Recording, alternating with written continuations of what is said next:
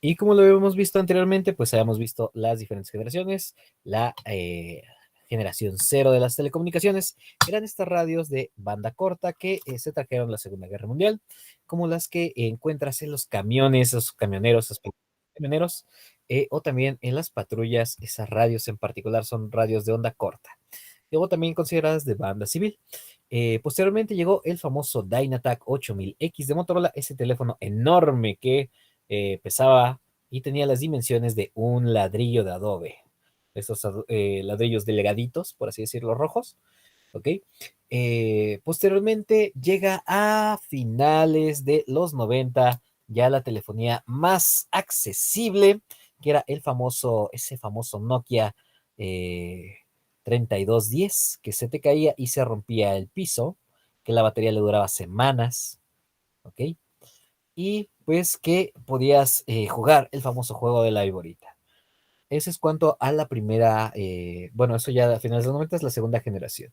Posteriormente llega la generación 2.5 que ya permitía enviar mensajes y no solamente eso, sino que ya los teléfonos empezaban a implementar pantallas y cámaras a color que permitían tomar fotografías y compartirlas por mensajes multimedia. Avanza más la tecnología, avanza el tiempo y por ahí del 2008 llega el famoso iPhone, el primer iPhone, el iPhone 3G, que como su nombre lo dice, funcionaba con la tercera generación de telecomunicaciones, la cual ya nos permitía conectarnos a Internet, ver un video, ver un video en Internet, grabar un video, enviarlo a través de correo electrónico, ¿ok? Podemos consultar el correo electrónico, incluso también ya tenía mapas y geolocalización por medio de antenas GPS, el primer iPhone, el iPhone 3G del año 2008. También teníamos el, algunos avances en algunas marcas, pero eran relativamente pocos. Eh, Empezaba un poco el sistema operativo que se volvería uno de los grandes competidores del iPhone, el famoso Android también. Hablábamos también un poco de cómo ha cambiado la tecnología y también cómo la tecnología se ha enfocado en el entretenimiento. Ya los teléfonos pues tienen música y al menos por ahí del año 2008 y hasta el año 2012, que fue la última edición de nuestro libro, eh, el principal uso no de telecomunicaciones, sino más de recreamiento en los aparatos móviles, era la música. Llega el MP3 y también la capacidad de llevar nuestra música en nuestros dispositivos móviles.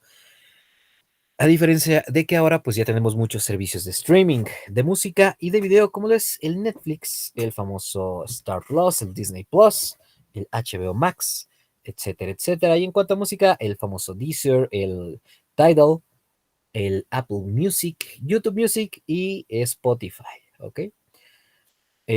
También en cuanto a aplicaciones, pues los teléfonos se vuelven inteligentes a partir del 2008, se empiezan a popularizar esos teléfonos en los cuales podíamos instalarle más aplicaciones y de ahí predomina o bueno, o surge el nombre de smartphones, teléfonos inteligentes, porque tú podías agregarle características a tu teléfono a través de agregarle los, eh, los programas que necesitaras para pues poder mejorarlos.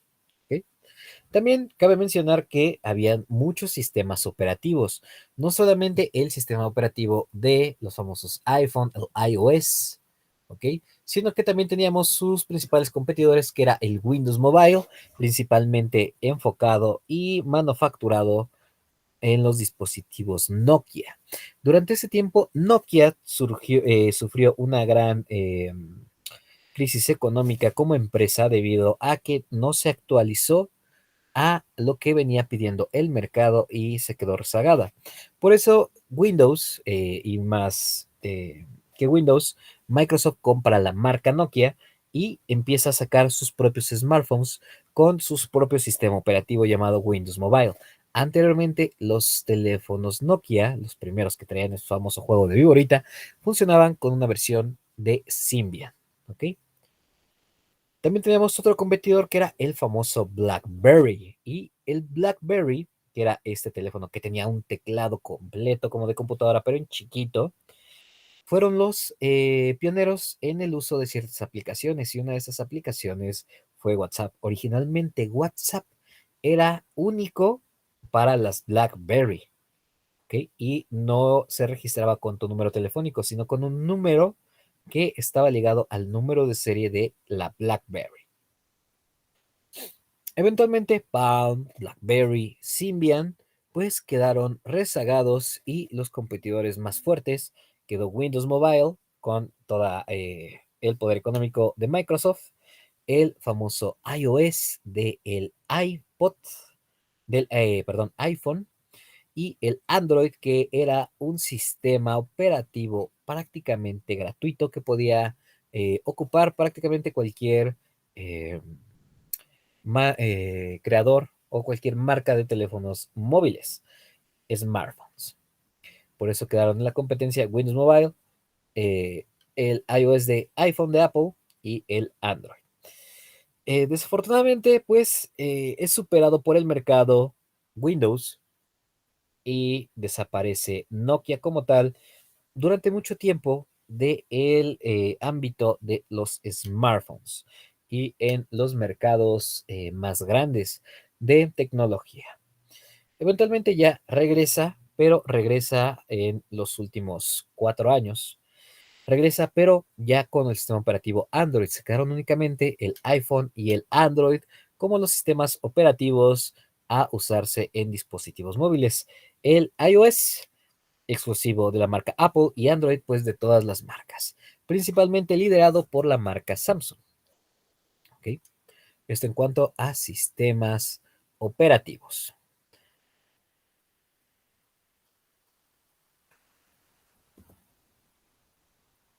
También avanza la tecnología y pues llegan las tabletas electrónicas que eran prácticamente lo mismo que un smartphone, solamente que con mayor formato y con una batería muchísimo más grande.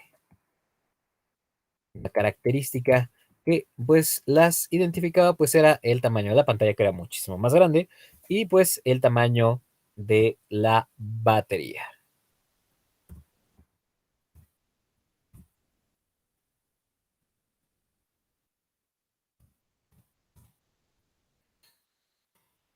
Como tal, por definición, una tableta electrónica es un dispositivo electrónico de menor tamaño que una computadora portátil, pero con las características similares, la cual se interactúa por medio de una pantalla táctil, brinda las facilidades de movilidad al tener integrados servicios de conectividad similares a los de una computadora personal y a los teléfonos móviles.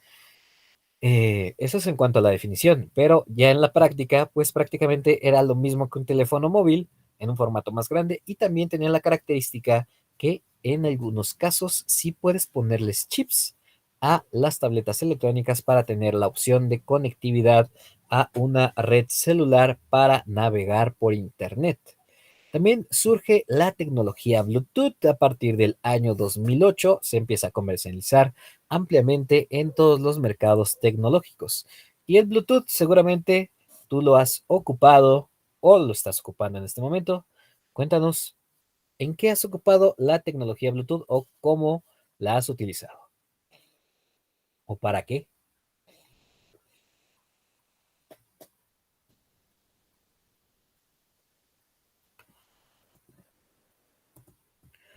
Algo de lo que más utilizamos la tecnología Bluetooth, pues es para los audífonos.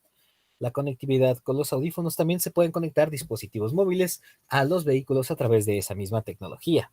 La tecnología Bluetooth es una tecnología de comunicación inalámbrica que permite la transferencia de datos entre dos dispositivos ubicados en un radio de entre 1 y 100 metros. Obviamente, esto dependiendo de la clase de dispositivo y también del ambiente. Por ejemplo, si es un ambiente perfectamente llano, sin obstáculos, pues sí te va a dar una conexión de los 100 metros.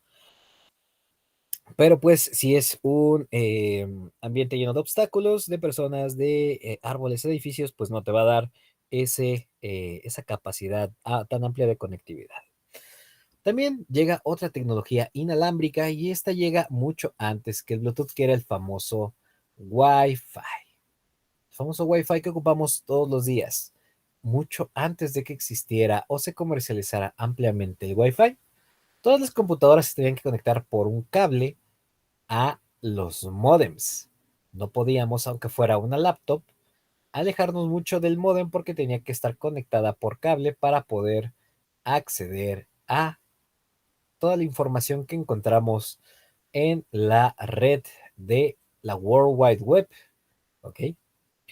Tecnología, el Wi-Fi, curiosamente, como tecnología fue inventada por una mujer por ahí de los años 50, que también era una actriz y modelo, además de inventora.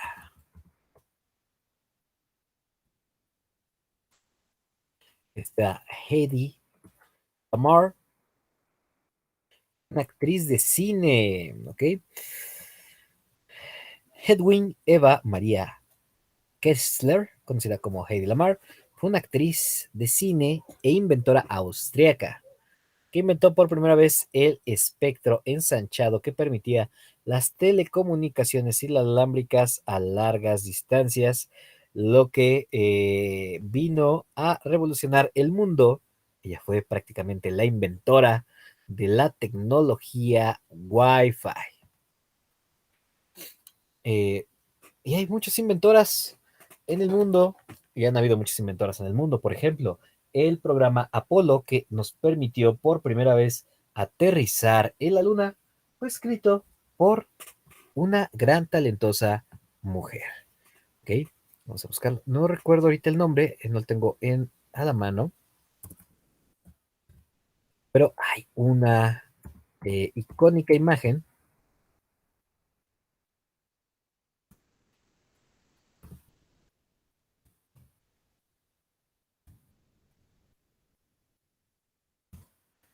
de su creadora,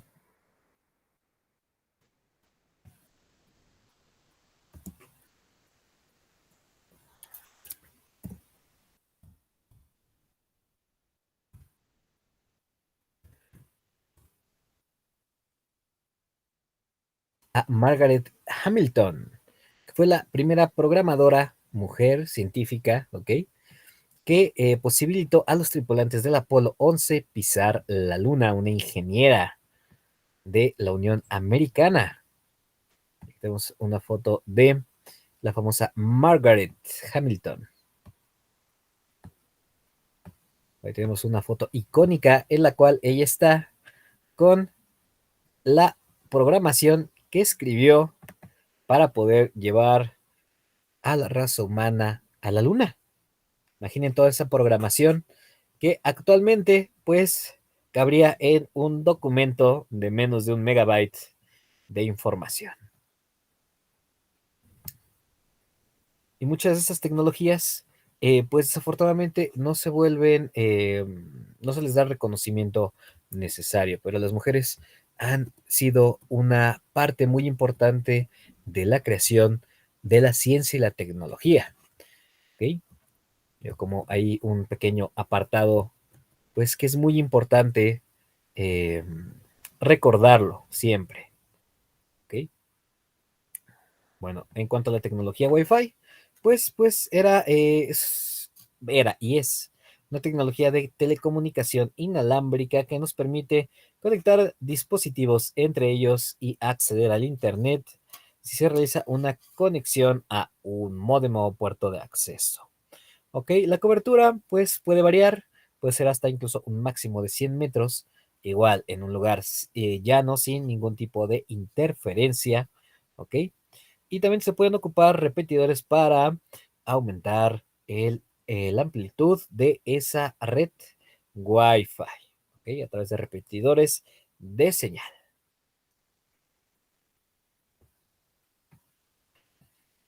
Y aquí tenemos, por ejemplo, una imagen de una persona grabando a través de una tablet, de una tableta.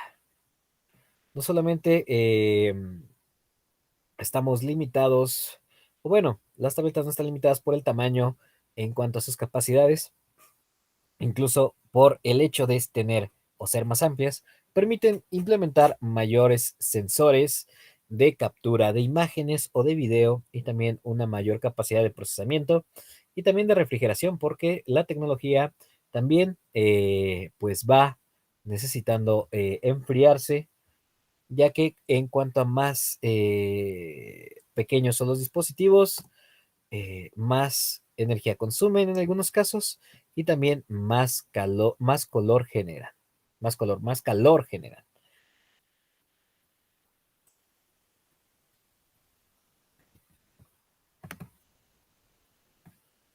De hecho, ya hemos llegado a un punto en el cual la tecnología no puede ser más pequeña, porque pues los electrones pues se rigen por la física y la física no permite que hagamos conexiones más pequeñas. Se puede, sí es posible, pero pues ya la electricidad salta fácilmente de un, por así decirlo, un recorrido a el otro dentro de un procesador, ¿ok?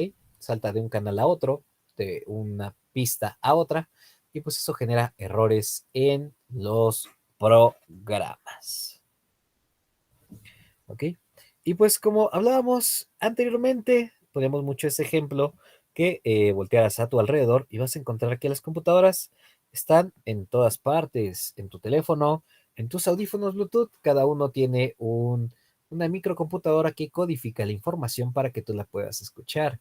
Las televisiones actualmente pues tienen también equipo, por así decirlo, de cómputo adentro que permiten decodificar la señal de aire para que tú puedas ver una imagen nítida en alta definición en tu pantalla.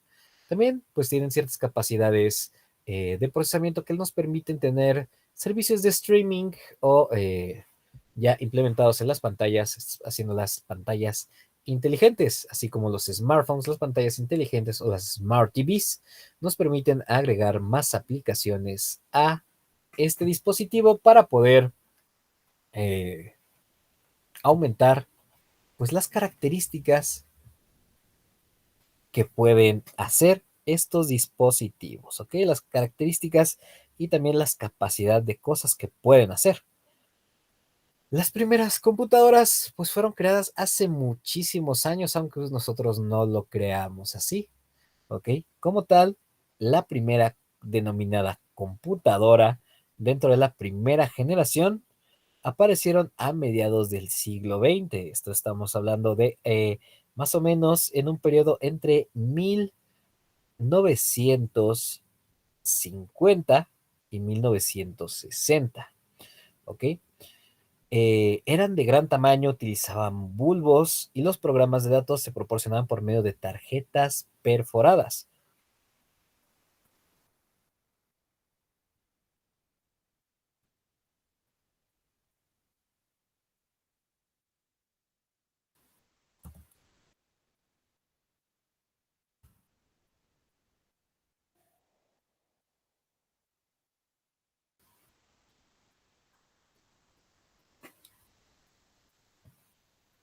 Es que, um, ok, aquí podemos ver ahí algunos ejemplos.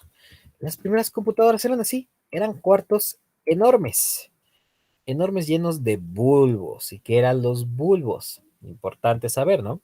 Eran cuartos llenos de unos focos, por así decirlo, que tenían muchos puertos.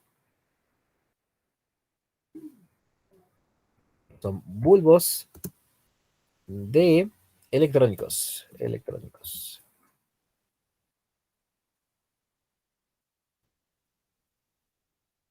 Ah, está mal escrito, ok. Los bulbos electrónicos. Son estos pequeños foquitos, ok, pero tienen una característica bien interesante en la base. Como pueden ver, normalmente un foco pues nada más tiene dos polos, por así decirlo, uno al centro y uno alrededor, ¿ok? Que está dentro de la cuerda, que sería la tierra. Nos permite prender un foco, ¿ok? Pero los bulbos no eran así, no, no son tanto como los focos. Sí comparten ciertas características o ciertas resistencias dentro que pues se ponen de color incandescente que se empiezan a brillar, pero estas componentes que tienen adentro generan una resistencia, lo que hace que cambie el valor del voltaje y también de la fuerza de la energía, por así decirlo, en el amperaje de una corriente eléctrica, que no es lo mismo voltaje que amperaje, ¿ok? El voltaje es cuántos volts o qué número de potencia tiene, ¿ok? Por así decirlo. Y el amperaje es qué tan rápido puede eh, dar esa cantidad de voltaje en un periodo de tiempo, ¿ok? Por ejemplo, el cuerpo humano, al cuerpo humano tú le puedes causar un paro cardíaco con un voltaje muy pequeño, pero si tiene un amperaje muy alto. Supongamos, si tú le das 9 volts, o seguramente alguna vez les llegó a pasar, bueno, tal vez a ustedes no, tal vez a los niños sí que eran un poquito más arriesgados, por así decirlos, y si la mías, bueno, yo lo llegué a hacer, que me arrepentí, no lo he vuelto a hacer, ni lo volveré a hacer, lamer una batería de 9 volts, estas pilas cuadradas, pues te daba un choque, pero unos buenos toques, ¿ok? Porque, por ejemplo, si son 9 volts, pero más que los 9 volts es la cantidad de velocidad en la cual puede una pila de 9 volts dar esa energía. Tú puedes tener 9 volts a un amperaje muy pequeñito o puedes suministrarte esa energía de manera lenta y no te va a pasar nada. O también puedes tener 10.000 voltios de energía, ¿ok? Pero si se proporcionan a un límite muy pequeño que son miliamperios, aún así tú toques los cables no te van a pasar nada. ¿Ok? Entonces, el amperaje es qué tan rápido o qué tan potente puede soltar esa energía de golpe. Ahora, la energía en las computadoras funcionaba para hacer cálculos matemáticos. Por ejemplo, los bulbos tienen ahí muchísimas patitas. Dependiendo de qué puerto tuviera ese bulbo o desde donde tomaras tú la lectura, iba a cambiar el valor. Tenía un puerto de entrada y un puerto de tierra, ¿ok? Donde entraba la energía y todos los demás funcionaban como tierras. Entonces, cuando pasaba la energía a través de todas las resistencias internas que tenían estos pequeños tubos de vacío, porque más que focos son tubos de vacío, pues iba cambiando el valor de voltaje, amperaje y resistencia de cada una de esas patitas. Y a través de eso se generaban cálculos. Pero también esto generaba luz, porque pues las resistencias se calentaban y se ponían al rojo vivo. Y esto al generar luz, generas radiación, al generar radiación generas calor. ¿Ok? Entonces estos cuartos se llenaban de estos componentes eléctricos. Estamos hablando de los años 50. Incluso muchos de los aparatos hasta los años 70 en México funcionaban todavía con estos componentes llamados bulbos. Y en la música encontramos muchos amplificadores que todavía tienen estos componentes que les dan ciertas características de sonido en particular. Y eran así cuartos enormes llenos de esos foquitos. Y para hacer los cálculos matemáticos, que eran cálculos matemáticos que eran muy básicos, por ejemplo, una suma, pero era una suma de muchísimos valores. Digo, y no solamente desde el año 50, sino desde el año 46 ya habían computadoras, ¿ok? Incluso se le considera que la primera generación de computadoras empieza como tal en su desarrollo en el año 1946, cuando se empieza a trabajar en ellas, en las primeras computadoras en las universidades de Estados Unidos. Como tal, la primera generación llega en el 51, pero ya se empezaba a trabajar con ellas en los años 46, con la famosa ENIAC. Y eran estos cuartos llenos así de tubos y de cables. Si tú querías hacer algún cálculo tenías que conectar los cables de cierta manera en ciertos puertos para lograr calcular esa información. Y no será limitado por una sola persona, sino miren, había muchas personas con diferentes muebles, por así decirlos, con diferentes conexiones que pues tenían que trabajar todas al unísono y de manera sincronizada para poder hacer funcionar estas enormes máquinas. O sea, imagínate el reto que era estar calculando en estas máquinas. Operaciones básicas, pero de grandes cifras. Estamos hablando de un tiempo en el cual las calculadoras como las conocemos hoy en día no existían. Digo, obviamente hablando de calculadoras físicas, que no son las que trae por default como aplicación tu teléfono. ¿Okay? Estas calculadoras que funcionaban como con pilas de reloj, pues antes de que existieran esas, pues así era como se calculaba a ábaco y posteriormente pues así, con una computadora que era del tamaño de un enorme laboratorio y que gastaba horrores de energía. Eso es cuanto a la generación número 1. Y esta usaba este tipo de componentes llamados bulbos. Avanzada tecnología, llegamos a la segunda mitad de la década de los 50, por ahí del 56, ¿ok? Y empieza a llegar algo llamado transistores. Esos bulbos que generaban mucho calor y que llenaban todo un cuarto fueron reducidos a salones mucho más pequeños y a muebles mucho más pequeños. Y aquí tenemos, por ejemplo, una muestra de lo que era ya la segunda generación de computadoras. Sí, seguía siendo amplia, ya no ocupaba todo el cuarto, o al menos ocupaba un cuarto mucho más pequeño, y ya no teníamos 4 muros llenos de cables y de bulbos y demás componentes, sino que pues, podíamos tener un muro con todos los componentes eléctricos de una computadora, y algunas de ellas pues ya eran del tamaño como de archiveros enormes o de roperos, ¿ok?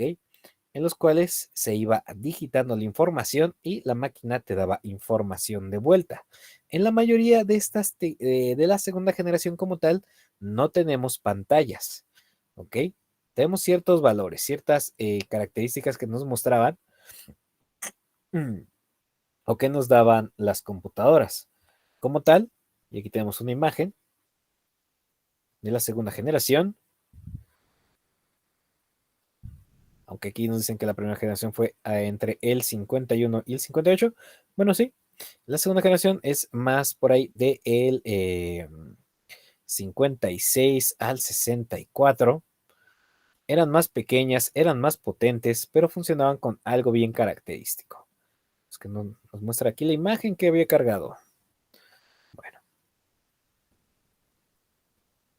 cerrar esta pestaña. ¿Qué eran estas centros de control, por así decirlo? Tú escribías cierta información y como si fuera una máquina de escribir convencional, pues tú digitabas la información, la procesaba la máquina y te autoescribía la respuesta, por así decirlo. Eso es cuanto a la segunda generación. Y pues grabar la información pues era prácticamente imposible, porque no había como tal otro elemento donde guardarla más que en tarjetas perforadas para la programación de las mismas máquinas o también de papel con elementos escritos, ¿ok? Con una programación muy, muy básica de unos y ceros. Eso es cuanto a la segunda generación, a partir del año 56 a 58 hasta el año 1964. La tercera generación, y antes de seguir, la segunda generación, en la primera usábamos los famosos bulbos y en la segunda ocupábamos transistores. Transistores son pequeños cuadritos de plástico identificados por 3 patitas, ¿ok? Ahora, nosotros pasamos de usar los famosos bulbos, estos, por así decirlo, tubos de vacío que parecían como pequeños lamparitas, a ocupar estos componentes, así de chiquitos, con 3 patitas. y estos generaban la misma respuesta dependiendo pues de su combinación de elementos, ¿ok? Que principalmente eran tierras, se le llaman tierras exóticas, ¿ok? Ciertos semiconductores que tú le dabas una corriente y te daba dos puertos de salida o negativos, y también te iba a dar dentro de esos negativos ciertos valores de voltaje y de amperaje, lo cual ayudaba a generar un cálculo.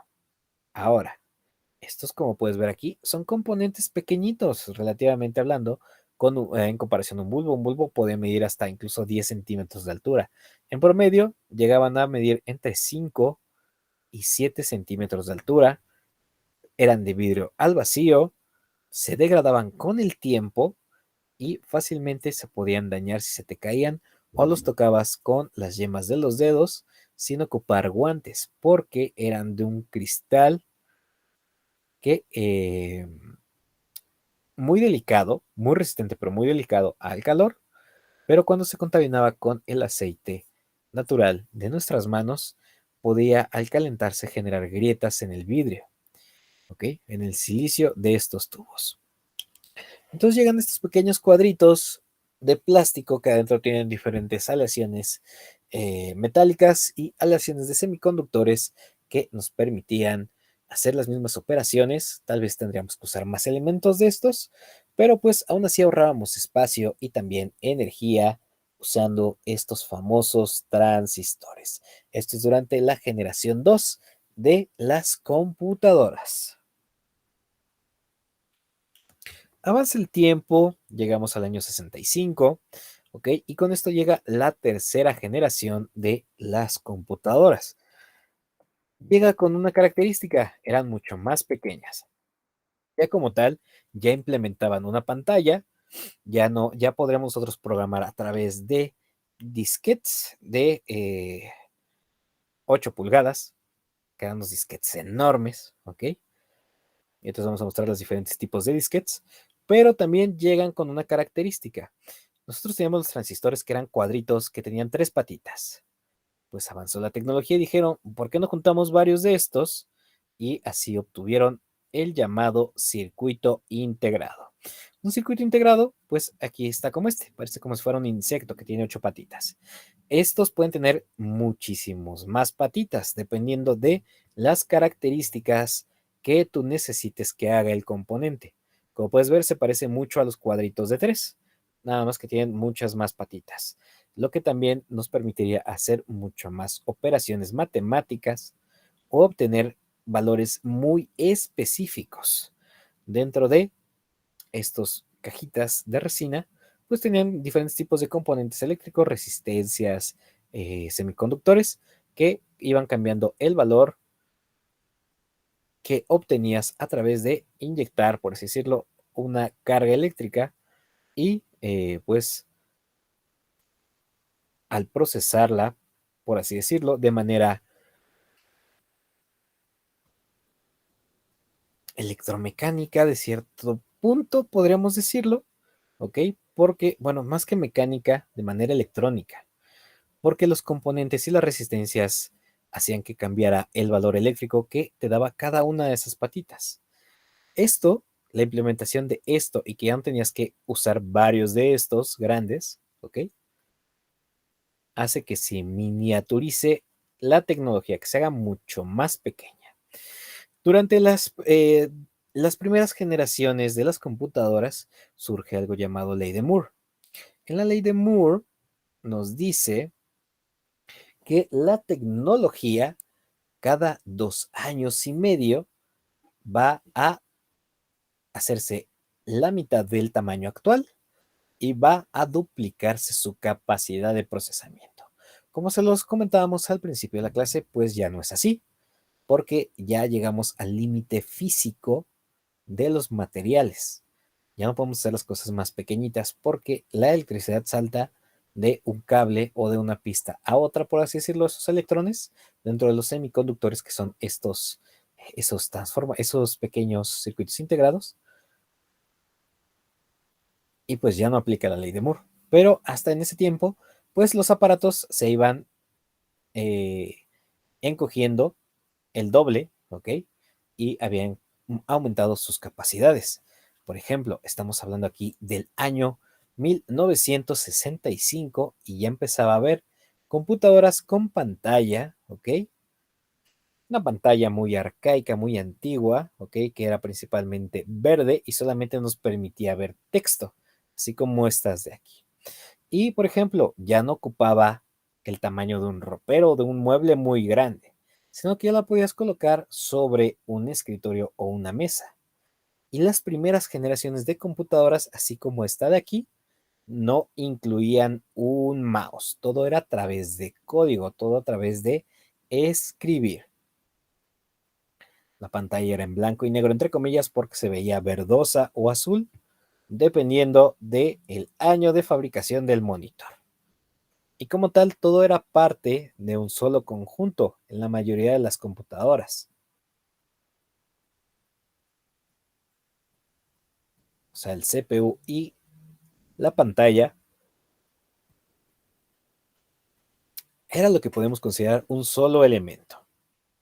Pues, por ejemplo, aquí tenemos otra computadora, que esta era una computadora de oficina para finales de los años 70, de los años 60. Imagínate cómo ha cambiado la tecnología, ni siquiera mouse tenían. ¿Ok? Y estas eran caracterizadas por los famosos circuitos integrados, estos pequeños cuadritos de plástico que tienen muchísimas patitas. ¿Ok? Avanza la tecnología, llega la generación 4 de las computadoras.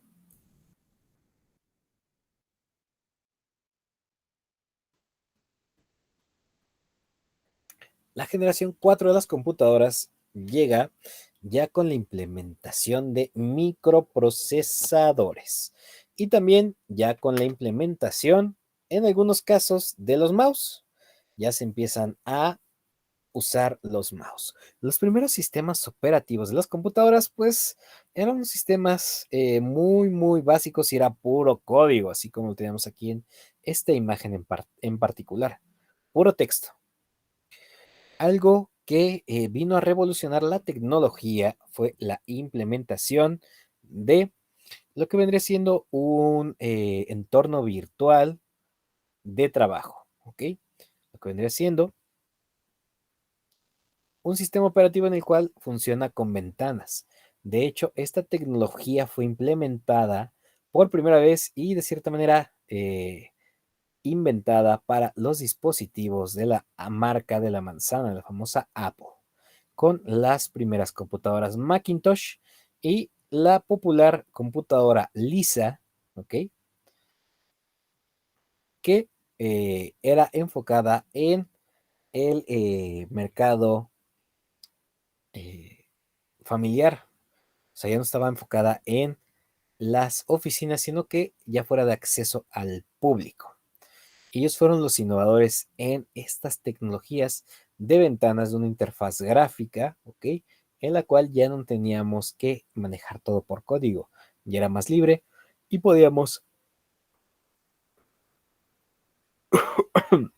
trabajar con diferentes tipos de softwares, algunos básicos, algunos no tan básicos, bueno, pero eso sí era una novedad, al menos cuando salió esta nueva tecnología de interfaz gráfica y ya empezaban a usar lo que vendría siendo los mouse. Curiosamente, el innovador de esto fue Apple con su sistema operativo a Mac OS. Actualmente pues tenemos dos sistemas operativos principales, el famoso Windows y el Mac OS para las computadoras de la marca de la manzana.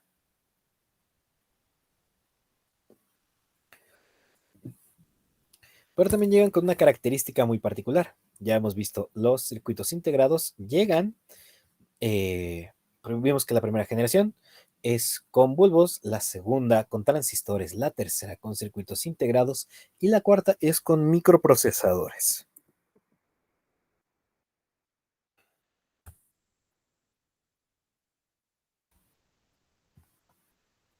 Microprocesadores de computadoras,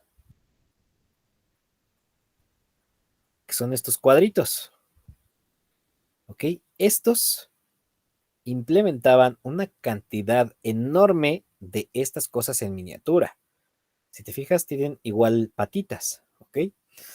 Y entonces lo que hicieron fue, por así decirlo, juntar muchos de estos, miniaturizarlos, hacerlos mucho más pequeños y darles muchos más puertos de conexión.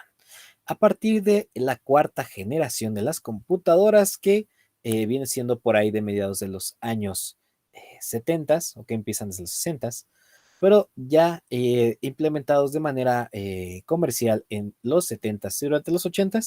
A partir de ahí surgen los microprocesadores enfocados en los equipos de cómputo para la oficina y también para el hogar, para todo público en general. ¿Qué podemos hacer? Pues ya podemos tener una interfaz gráfica como se les mostrábamos con la famosa Macintosh o también la famosa computadora comercial llamada Lisa que se que se comercializó de gran manera en la Unión Americana y fue una gran innovación, principalmente por este uso de las ventanas. De hecho, como dato curioso, los famosos juegos que traen las computadoras como ese solitario, ese eh, buscaminas, fueron creados para hacer que las personas se familiarizaran con el uso del mouse, porque antes era puro código, puro escribir en la computadora para obtener un resultado específico. Ahora ya las computadoras podemos trabajar de manera más artística en ellas y también con ayuda del mouse, pues nos daba un gran avance en ese entorno de interfaz de usuario con ventanas. Y para esto pues era necesario mayor capacidad de procesamiento con la implementación de los microprocesadores. Actualmente, la mayoría de las computadoras pues se han quedado incluso en rezagadas. Aquí tenemos unas imágenes de computadoras de quinta generación, que esto ya es más a finales de los incluso podríamos pecar un poquito en la fecha, pero a finales de los 80, más hacia los 90, llegan estas primeras computadoras con ya unos monitores más pequeños.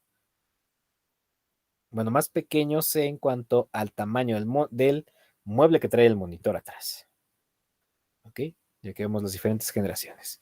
Cuarta generación, por ahí del 71, cuando llega la interfaz gráfica, y esta imagen la vamos a compartir. A partir del 82, la quinta generación, en la cual pues ya teníamos la interfaz gráfica y ya empezamos a tener pantallas, pero pantallas como estas, monitores como estos. Serán computadoras muy arcaicas a lo que estamos acostumbrados actualmente.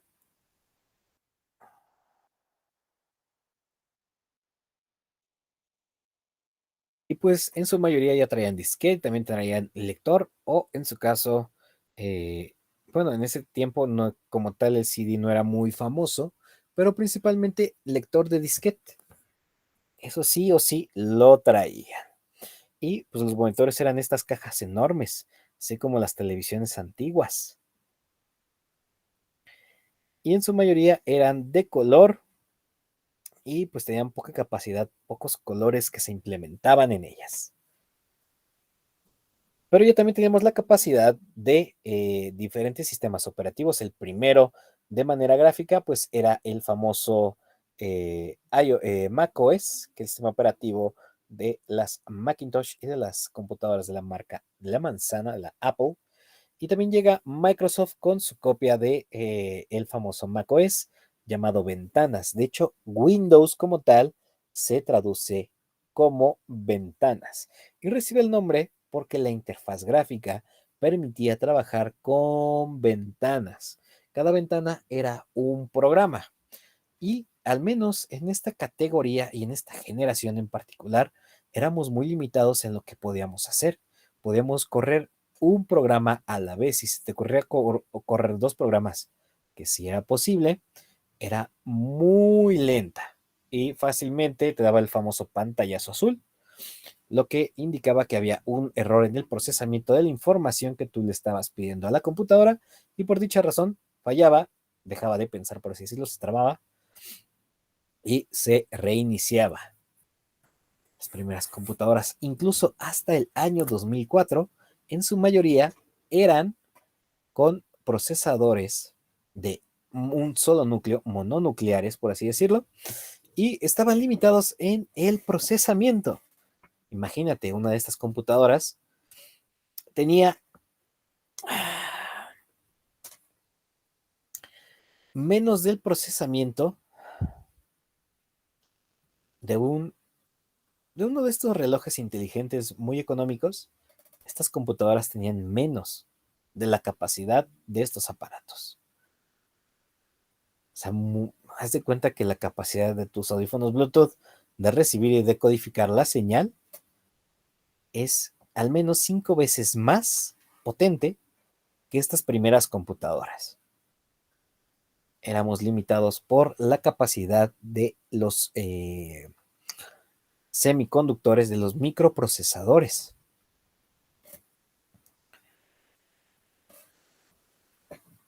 que en su mayoría pues eran estos cuadritos, los famosos microprocesadores. Estos ya son implementados en esa generación. De hecho, aquí me faltó poner uno, que eran los, déjame ver,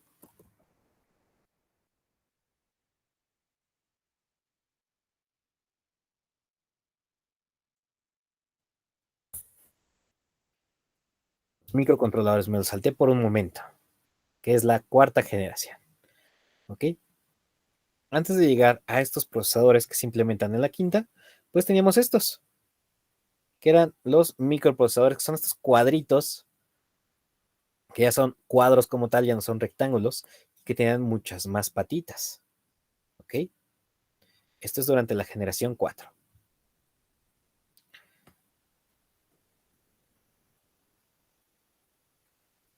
Y aquí los vemos. Eran implementados ya en los microcontroladores.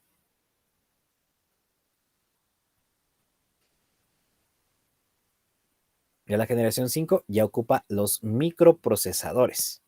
¿Ok? Vas a encontrar microcontroladores en mucha tecnología, en tus audífonos Bluetooth, unos pequeñititos, ¿ok?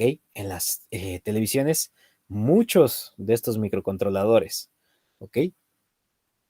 En tu teléfono, pues también, digo, aunque ya los teléfonos incluso tienen más procesamiento de lo que tenían estas computadoras por ahí de finales de los 90. Incluso de las computadoras actuales, tienen mucho más procesamiento un teléfono móvil que algunas de las computadoras portátiles y de escritorio hoy en día. Avanza la tecnología, avanza el tiempo y llega la sexta generación de las computadoras, las cuales ya tenían microprocesadores de varios núcleos. Son, por así decirlo, las computadoras modernas. ¿Ok? Son computadoras que ya tienen touch, las famosas laptops. ¿Ok? Que lo que ellas hacen como tal es que usan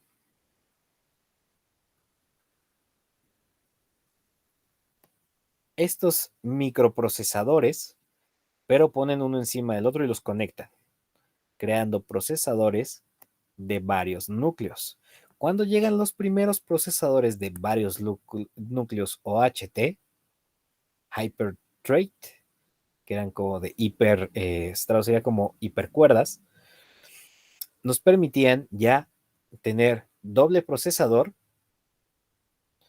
lo que nos permitía hacer dos tareas a la vez, que para su tiempo era algo increíble. Que pudieras tener dos programas abiertos a la vez en una computadora, por ahí de principios de los 2000 era algo impensable. ¿Ok? De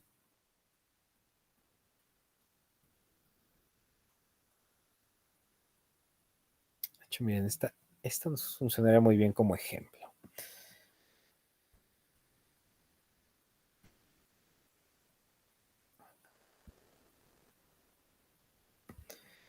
Ahora, cuando llega la quinta y lo que vendría siendo la sexta generación de las computadoras, que es la generación, por así decirlo, actual, pues ya tenemos varios núcleos por procesador, los que nos permite hacer diferentes tareas. De hecho, tu teléfono, desde el que nos acompaña seguramente, ya cuenta con al menos en promedio 4 núcleos de procesamiento. O sea, imagínate, la capacidad de procesamiento de tu teléfono supera por mucho en ciertas características a una computadora de estas. Digo en ciertas características, porque las aplicaciones pues, están enfocadas en otra cosa. Por ejemplo, la creación de cuestiones gráficas, pues ya los teléfonos incluso nos podemos usar eh, programas multiplataforma como lo es Canva, lo que nos permite trabajar elementos gráficos desde un teléfono móvil, una tableta, lo que es mucho más rápido a veces que una de estas computadoras, como ha cambiado la tecnología y pues también las generaciones de los componentes eléctricos que tienen las computadoras.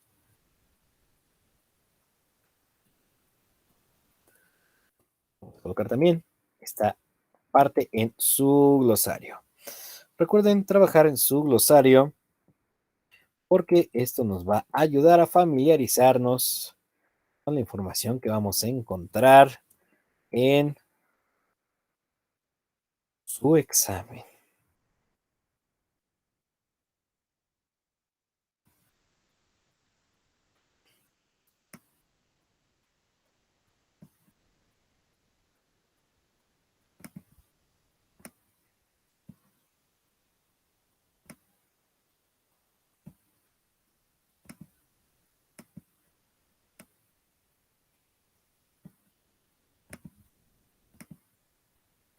Yo no sé por qué no me deja seleccionar este texto también en otro color.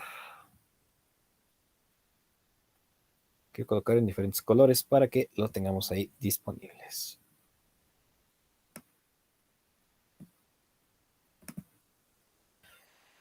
Bueno, lo vamos a hacer así porque de lo contrario no me va a dejar. Y de las diferentes generaciones de las computadoras. Lo tengan ahí también a la mano y lo coloquen en su glosario.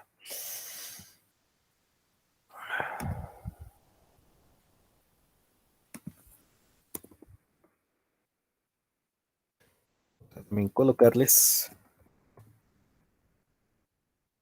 los componentes.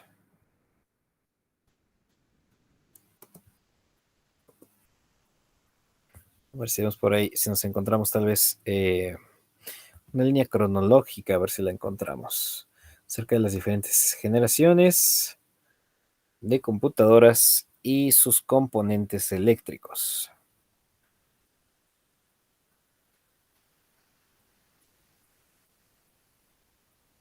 Y actualmente la tecnología pues ha cambiado muchísimo, demasiado. Y lo he hecho de una manera muy rápida también.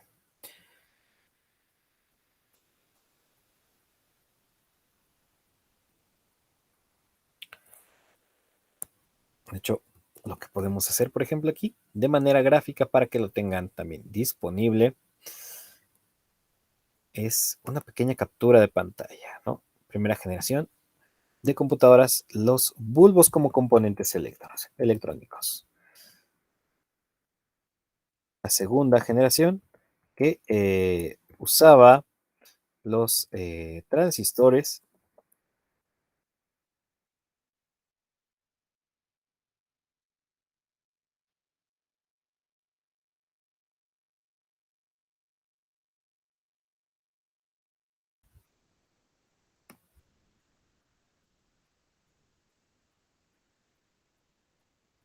que son estos componentes de tres patitas. ¿Ok?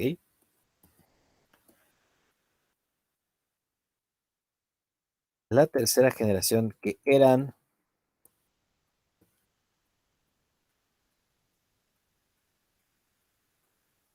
no eran transistores,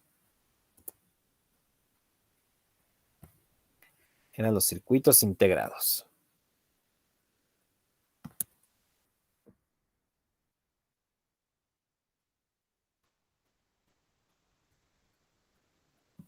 Y que se vea un ejemplo de cómo identificarlos. También nos los podemos encontrar en el examen. Importante. Luego vienen los microcontroladores.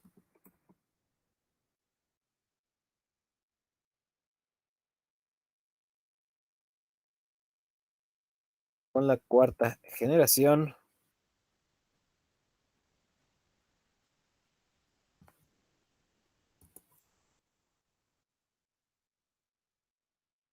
De las computadoras. Y aquí tenemos algunos ejemplos de microcontroladores. Vean estos cuadritos. Ya tenían mayor cantidad de patitas y también mayor cantidad de procesamiento. Luego tenemos ya los microprocesadores que para las últimas generaciones. A partir de la quinta generación.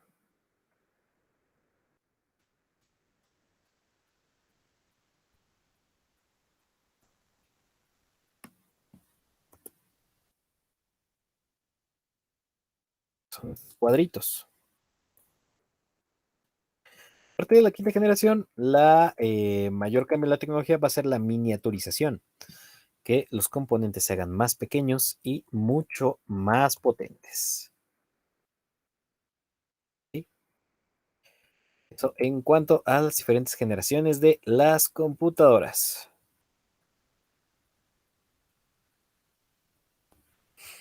Y aquí nos habla un poquito de esa parte que ya hemos hablado, los microcontroladores. Son circuitos electrónicos que incluyen las partes esenciales de una computadora. Estos los podemos encontrar en muchos dispositivos, ¿ok? En las USBs, en los audífonos Bluetooth, en tu televisión, en tu lavadora, en tu licuadora. Aunque tú no lo creas, también tienen ciertos microcontroladores que permiten, pues, trabajar con diferentes velocidades, con diferentes instrucciones, así como los temporizadores de las lavadoras que tú le pones haciendo un ciclo de lavado y hace ciertas características. ¿Ok?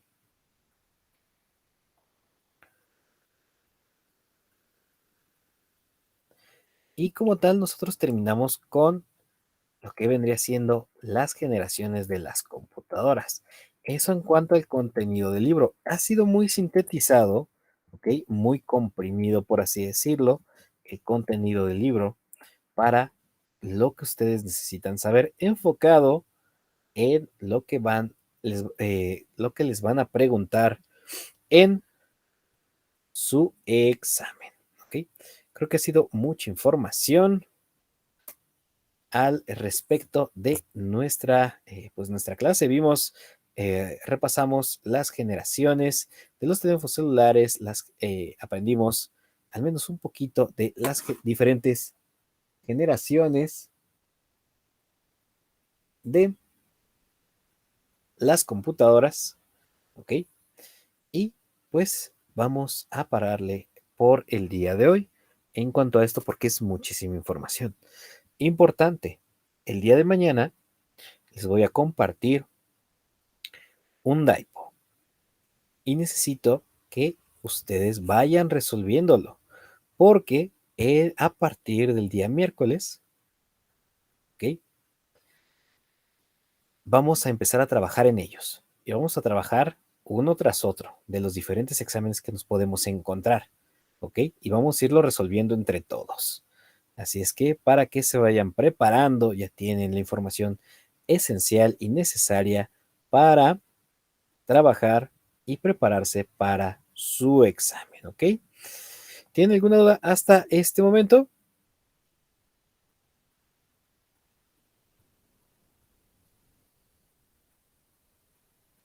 No, ninguna. No. Ok, perfecto. Bueno, si no tienen ninguna duda hasta este momento, pues sería todo por el día de hoy. les voy a compartir un DAIPO el día de mañana, ¿ok? Para que lo vayan resolviendo y vayan compartiéndome de manera individual o también en el grupo, como ustedes gusten, sus resultados, ¿ok? Recuérdenlo enviar como imagen de una sola vista para que pues no saturemos sus teléfonos ni los de sus compañeros, ¿ok? Bueno, pues entonces sería todo por el día de hoy. Retomaremos el día jueves, ¿ok? Y empezaremos a trabajar con los exámenes de DAIPO para irnos familiarizando más y más con la información que van a encontrar en su examen, ¿ok? Bueno,